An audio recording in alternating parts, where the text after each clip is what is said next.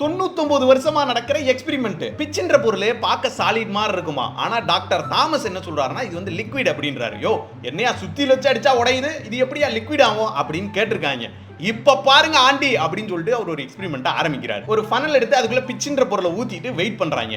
அந்த லிக்விட் வந்து அந்த ஃபனல் ஷேப்புக்கு வரவே 3 வருஷம் ஆயிருக்கு. அதுல இருந்து ஃபர்ஸ்ட் டிராப் போறதுக்கு 8 வருஷம் ஆயிருக்கு. அந்த ஃபர்ஸ்ட் டிராப் வந்து ரெண்டாவது டிராப் போறதுக்கு 9 வருஷம் ஆயிருக்கு. ஆஹா மூணாவது டிராப் வரப்போகுதுடா அப்படின்னு பார்க்கும்போது தாமஸே போயிட்டாராங்க. சரி அவர் தான் போயிட்டாரே எக்ஸ்பெரிமெண்ட்டை இழுத்து மூட வேண்டியதானான்னு பார்த்தா இது வரைக்கும் 9 டிராப் விழுந்திருக்கான். 10வது டிராப் இந்த வருஷத்துல விழுந்துருன்னு வெயிட் பண்றாங்க. இதுல ஹைலைட்டான மேட்டர் என்ன தெரியுமா?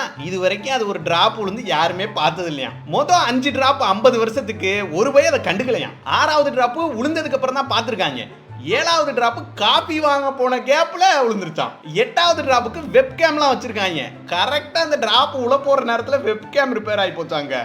9வது டிராப்புக்கு எல்லாரும் ரெடியா இருக்கணும்டா அப்படின்னு ரெடியா இருந்திருக்காங்க. கடைசியில என்ன ஆகி போச்சான், அந்த டிராப் வந்து முழுசா கீழே விழுவுறதுக்குள்ள கீழே வச்சிருக்காங்கல்ல குண்டா அதுல பட்டுருச்சான். இப்ப 10வது டிராப் எப்ப வேணாலும் விழுவுமா.